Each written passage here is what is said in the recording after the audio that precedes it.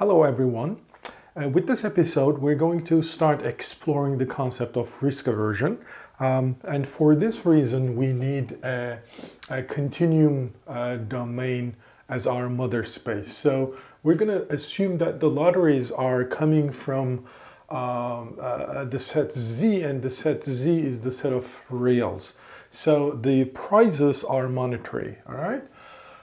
Well, the first concept that we're going to learn is first order stochastic dominance, all right? So how do we define it? Well, we say lottery P is first order stochastically dominating lottery Q. So both P and Q are coming from the set of lotteries, all right, LZ.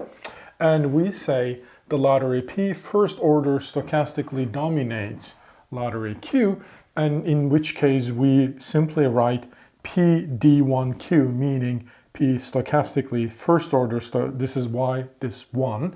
So the P first order stochastically dominates Q, if and only if this inequality is true for every increasing utility, von Neumann-Morgenstern utility function U. So what is EUP? EUP is the expected utility of lottery P is greater than or equal to expected utility of lottery Q. And again, this has to be true for all increasing von Neumann-Morgenstern utility functions. So don't forget, if a U function is representing a preference relation over LZ, well, that means we are going to have all monotonic transformation of U also represents the same preference relation. So therefore, there are in fact infinitely many increasing utility function.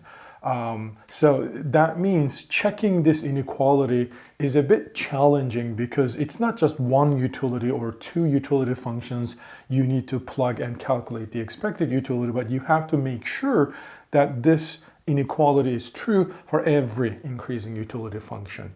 All right? And again, there are infinitely many of them. So we need a sort of an easier way to check whether a lottery is first order stochastically dominates another lottery. All right, and it's coming up in the second part of this board. But let's focus this. So what do we mean by expected? So if P is basically a lottery, something like P1 x1, P2 x2, Pn xn, right? So that means, by the way, for simplicity, I am assuming that there are finite number of prizes, but obviously P can be a lottery where the number of prizes are infinite. But for notational simplicity and conceptual simplicity, in this course, we're going to assume that the prizes, although the mother space have infinitely many possibilities, our lotteries are actually defined over finitely many prizes or outcomes. So here I have n outcomes, x1, x2, xn, and these are the lotteries, the probabilities for each outcome, for each prize to be realized. And let's suppose this is Q, and the same set of prizes. Let's suppose Q1, x1. Q1 is the probability of prize x1, Q2, x2, all the way Qn, xn. So don't forget, some of those Pi's and Qi's can be 0, but all of them are in between 0 and the thing is, P1, the summation from P1 up to Pn must be 1, because this is a lottery, right? And similarly, summation from Q1 to Qn must be 1 as well. So here, well, we say the lottery P first order stochastically dominates lottery Q. It means if a utility function U is a von Neumann-Morgenstern utility function, meaning it represents the preference relation over LZ, well then, and if it is an increasing utility function, then we must have the following. Expected utility of P, which is basically sum I from 1 to n pi u of xi, is greater than or equal to expected utility of Q, which is, by the way, equal to sum I from 1 to n qi u of xi. All right, but don't forget, if P is first order stochastically dominates Q, this inequality, or this one, their equivalent, must be true for every increasing utility function. So if U is an increasing utility function, for example, 2 times U plus some constant, I don't know, C, where C is positive, is also an increasing function, right? K times U plus C is also an increasing function, etc. So, this inequality should be true for all of them. Well, obviously, there are more complicated versions of, increasing functions that may be representing this preference relation on the lotteries, but you get the idea, hopefully. Okay. So now let's talk about one example. So suppose, for instance, the support, so let's say the support of lottery P, the entire support of lottery P is to the right of the support of lottery Q.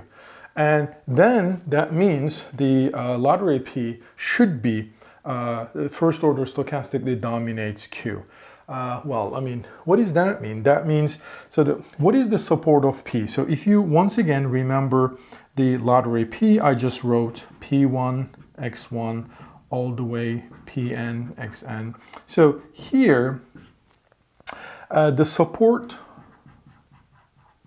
of lottery P, well, sometimes we just write it sup P, is basically xi's, I from 1 to n, where I from 1 to n, well, I'm sorry, this is not a good way of writing it. So xi such that p of xi, right, or pi, so p of xi in our notation here is in fact pi. So the probability that price xi is going to occur should be positive, I from 1 to n. So this is the support of a lottery, meaning when you look at the lottery, tell me all the prizes that are that may occur, that may be realized with a positive probability, all right? All the prizes with 0 probability, there might be, right? So this lottery may actually say you're going to win $1,000 with probability 0, and you're going to lose $500 with probability 1/2, etc. So, for example, if an event, if a prize is going to occur with probability 0, ignore that. It's not really in the support of this lottery, okay? So the support is basically all the prizes that are likely, meaning that has positive probability of occurring. So support of P is the right of support of Q, means what? So if I have prizes, right, these are monetary prizes, so 0 here, infinity here. So let's suppose x1 all the way xn are somewhere in this range, all right? So for example, x1 is like winning $50, x2 is winning $100, and the maximum xn is, let's say, winning $1,000. All right, and versus there's another lottery, and it's on the right. So the support of this lottery on the right. So this is, let's suppose, P. All right, so therefore x1, xn are in this range. And so let's say this is Q, lottery Q, and I'm going to denote lottery Q, Q1, Y1, all the way Qn, Yn. While here, some of those Ys normally, some of those Ys and X's might be the same. All right, but if this is the case, meaning if those Ys, Y1 all the way Yn, if those Ys are less than X's, all the X's, all right, well, that means what? The lottery P will certainly is going to give you a higher price than lottery Q. So therefore, P is first order stochastically dominating Q, all right? That's the idea. Well, if this is still not clear, if this is still too abstract, I don't know, maybe an even simpler example. So this is maybe too general example. So you can think of this lottery. So let's say my lottery is P, where you win $0 with a 0 probability, okay? And then with 1/2 probability, you win $100. And then with 1/2 probability, you win $200. Oops. Okay, so that's the lottery. So it's very simple. There are only 3 prizes. And then I have another lottery. So you win $50. Oops. First, the probability, right? Let's stick to a format. So let's say 1/4 probability, you win $50. All right, 1/4 probability, you win $75. 1/4 probability, you win, I don't know, $80. And finally, 1/4 probability, you win $90. Okay, so with equal probabilities, you're going to win something like this. So here, what we can see is the following. Look, I have 3 possible prizes, right? And here I have 4 possible prizes. The question is, which lottery is actually going to give me a higher prize in expectation, right? But I do care about the utility of those prizes. So therefore I am comparing the expected utilities. But here, you don't really need to calculate the expected utility because just look at the prizes. Here, don't look at this $0 because it's a 0 probability event, all right? Meaning this lottery will actually never give you $0, okay? So you can ignore it. Well then, when you compare this lottery P with lottery Q, what you see is that this lottery, yes, it may give you 100 or may be giving you 200, but nevertheless, even the smallest prize you're going to win in this lottery P is higher than the highest prize you can win in this lottery Q. All right, so therefore, the support of lottery P is to the right of the support of lottery Q, meaning I will certainly win. I don't know whether I'm going to win 100 or 200. I'm not certain about it, but I will certainly win something higher in this lottery in comparison to this lottery. All right. Well, then the thing is, if my utility function, my von Neumann-Morgenstern utility function U is increasing, meaning the more money brings me a higher level of happiness, well then I should be actually thinking that P is better than Q, all right? So I should be thinking that expected utility of P is greater than expected utility of Q. And hence, P should be, and by the way, the exact form of utility function doesn't really matter as long as it's monotonic, meaning more money, or increasing, more money is better, well then it means P is actually should be giving me a higher expected utility than Q. And hence, P must be first order stochastic dominating the lottery Q. All right, so that's the idea. Okay, but what if I have a bit more complicated lotteries, right? I mean, here the comparison is very, very simple. But what if I have 2 lotteries where P is 1/2 $100 and 1/2 $200 on the one hand, and the second lottery Q is, for example, 1/2 $50 and then 1/2 $500.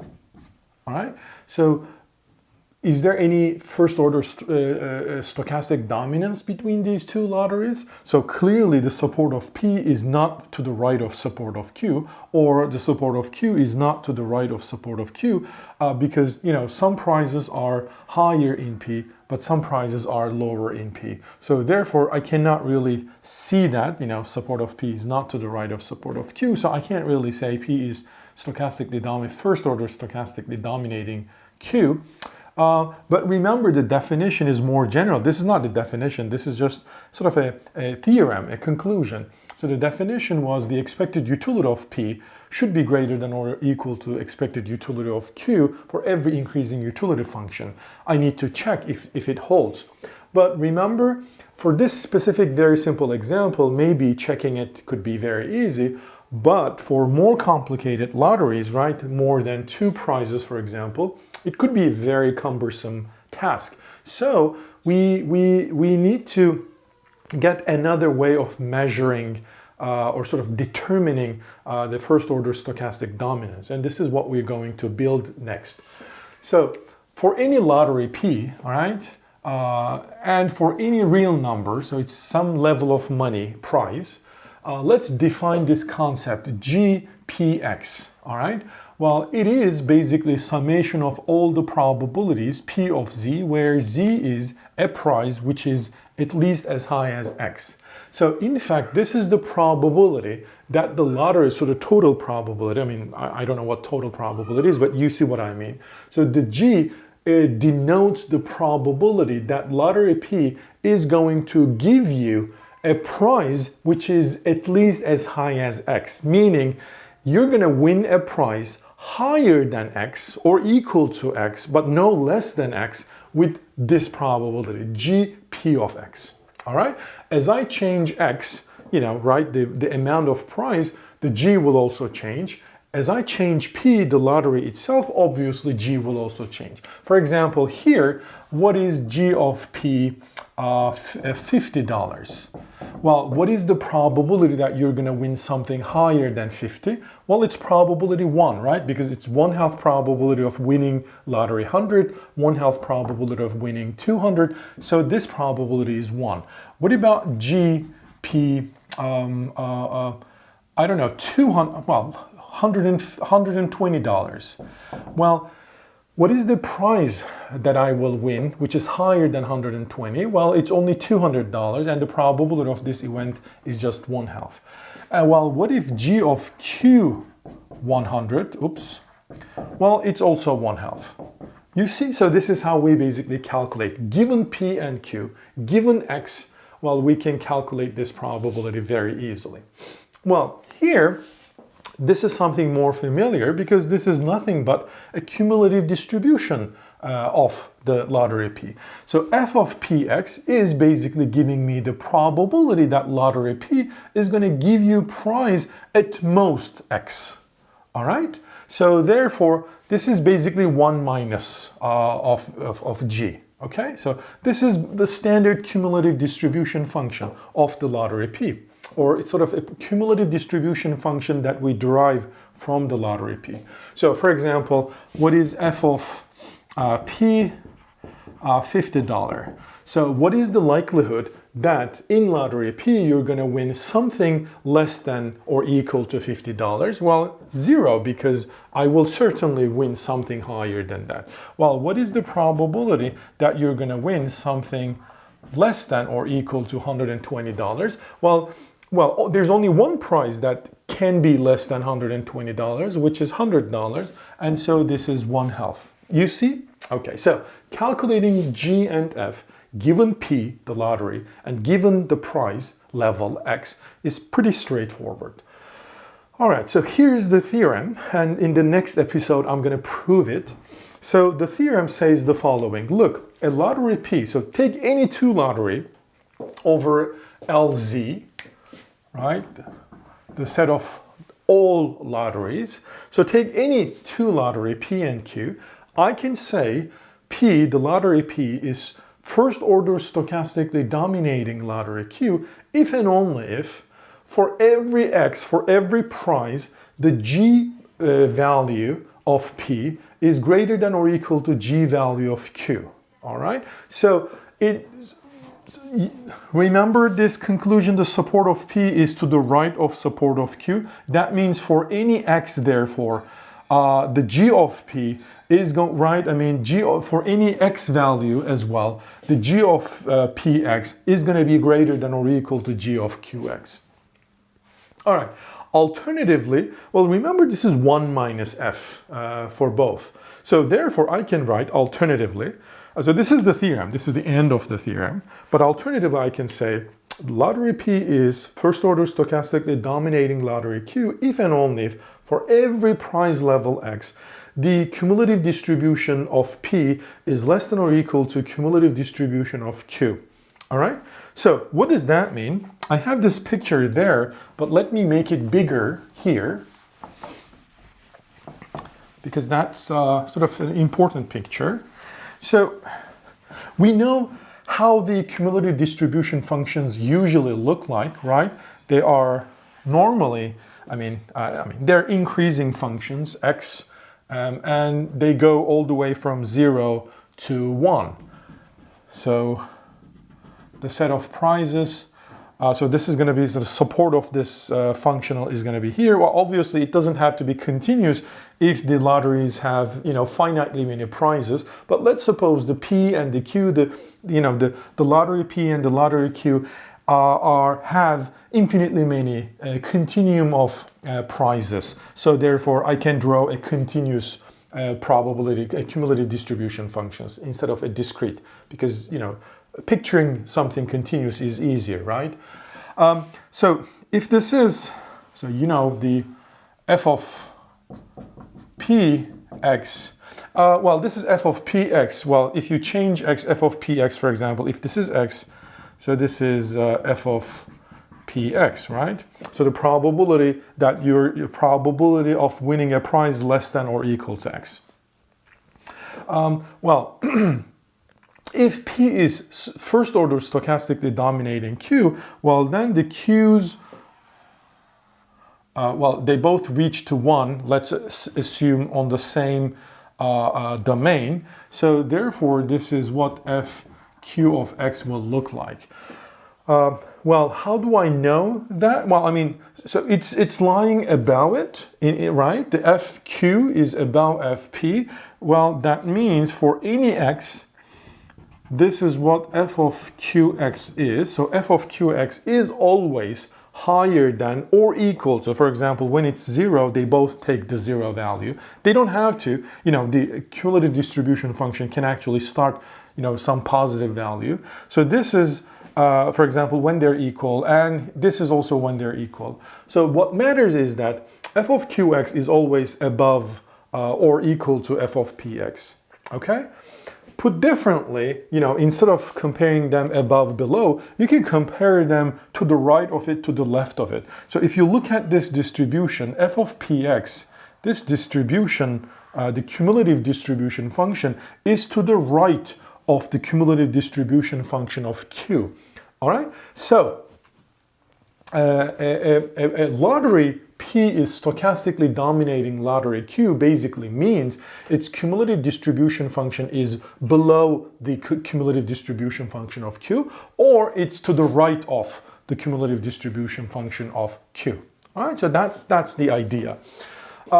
This is a theorem. So we have the definition. Remember the definition, expected utility of P has to be greater than or equal to expected utility of Q for every increasing utility function. But this theorem says, forget about the expected utilities. Let's just look at the probabilities of those lotteries. And so if I define those two concepts, G and F, I can just, by looking at G and or F, I can say which one of those lotteries are first order stochastically dominating the other.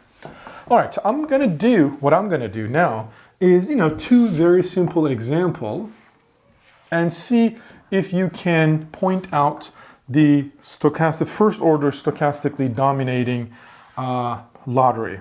So this is the price for all. And then, they're gonna be reaching 1 at some point, all right? So this is what P is. So this is f of px, and this is what f of qx. It's not decreasing, it's always increasing. So this is one example. Here I have, this is f of px, and here I have f of qx. Okay, so here I have, this is f of qx, and here I have f of px, and then finally This is my f of qx, and then I have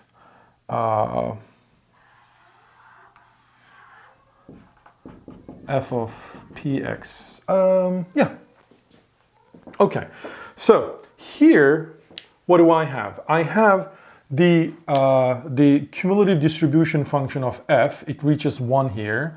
Is here. It's basically lying to the right of cumulative distribution function qx. So what it matters, by the way, it continues here, meaning once you hit once f hits 1 at some point x, for the rest of it, it will always 1, right?